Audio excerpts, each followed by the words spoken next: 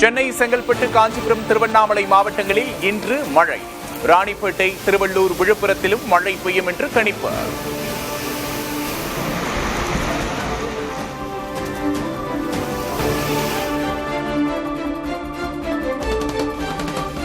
வடகிழக்கு பருவமழை காலத்தில் தடையை மீறி பேனர்கள் வைத்தால் நடவடிக்கை. சென்னை மாநகராட்சி அதிகாரிகள் எச்சரிக்கை.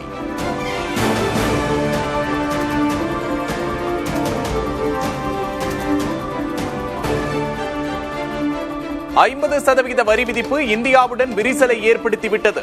இந்தியா மீது வரி விதித்தது எளிதான காரியம் அல்ல என்றும் அதிபர் டிரம்ப் பேச்சு.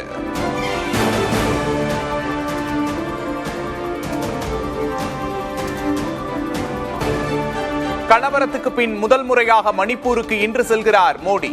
மிசோரம் உள்ளிட்ட வடகிழக்கு மாநிலங்களுக்கு பயணம் செய்து நலத்திட்டங்களை தொடங்கி வைக்கும் பிரதமர்.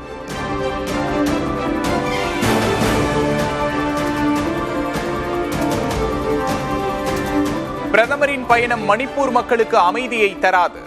மிகவும் தாமதமாக செல்லும் சம்பிரதாய நடவடிக்கை என காங்கிரஸ் விமர்சனம்.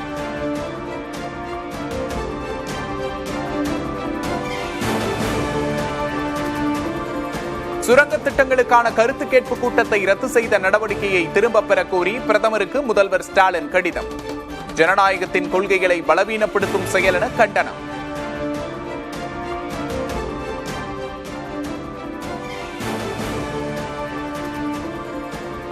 அதிமுக பாஜக கூட்டணி குறித்து அவதூறு செய்திகளை வெளியிட்டு மக்களை ஏமாற்றுகிறது திமுக. யாருடன் கூட்டணி வைத்தாலும் கொள்கை அடிப்படையிலேயே அதிமுக செயல்படும் என்றும் பழனிசாமி பேச்சு. அவதூறு செய்தியை வெளியிட்டு மக்களை ஏமாற்றி உங்களுடைய வாக்குகளை பெறுவதற்கு முயற்சி செஞ்சிட்டு இருக்கிறாங்க. அதிமுக பொறுத்த வரைக்கும் யாரோட கூட்டணி இருந்தாலும் கொள்கைகளுடைய அடிப்படையில் தான் செயல்படும் அதிமுக.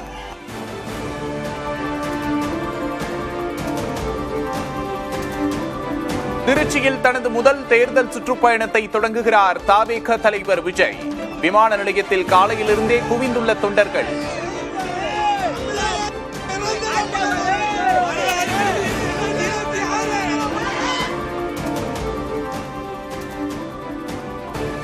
விஜயின் மக்கள் சந்திப்பின் போது பரப்புரை வாகனத்தை பின்தொடர வேண்டாம். சாலைகளில் பேனர்கள் வைப்பதை தவிர்க்கவும் தொண்டர்களுக்கு தவேக அறிவுறுத்தல்.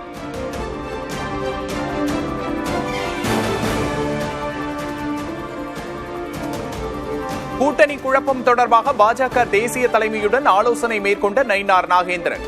வரும் 16ஆம் தேதி பாஜக மையக்குழு கூட்டம் நடத்த திட்டம்.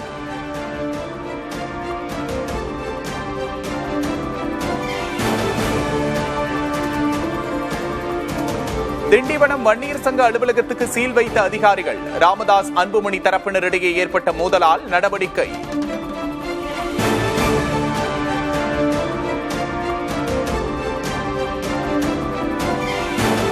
டெட் தேர்வு எழுத ஆசிரியர்கள் அனுமதியை பெற தேவையில்லை. 4.8 லட்சம் பேர் விண்ணப்பித்திருந்த நிலையில் பள்ளிக்கல்வித்துறை புதிய உத்தரவு.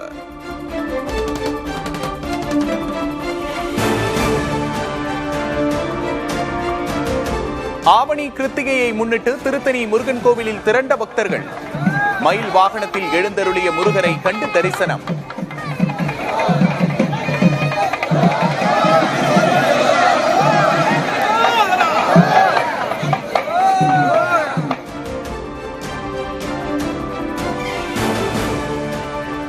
கர்நாடக மாநிலம் ஹாசனில் பிள்ளையார் சிலை ஊர்வலத்துக்குள் லாரி புகுந்து விபத்து.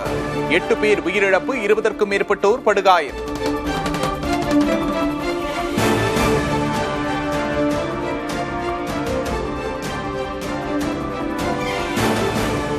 நேபாளத்தின் இடைக்கால பிரதமராக பதவியேற்றார் சுஷீலா கார்கி. முன்னாள் தலைமை நீதிபதி பிரதமரானார்.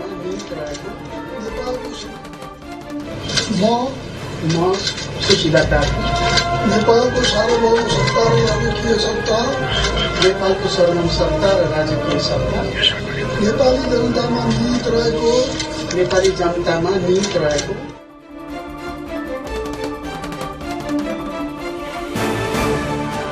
நேபாளத்தில் பொறுப்பேற்ற புதிய இடைக்கால அரசுக்கு இந்தியா வரவேற்பு. நேபாளத்தில் அமைதியையும் நிலைத்தன்மையையும் ஏற்படுத்தும் என வெளியுறவுத்துறை அமைச்சகம் நம்பிக்கை.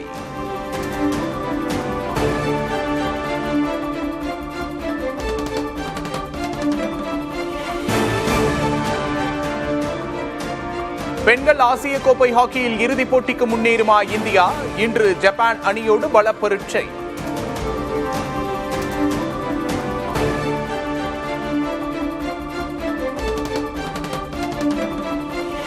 டோக்கியோவில் இன்று தொடங்குகிறது உலக தடகள சாம்பியன்ஷிப். நீரஜ் சோப்ரா உட்பட 19 பேர் கொண்ட இந்திய அணி பங்கேற்கிறது.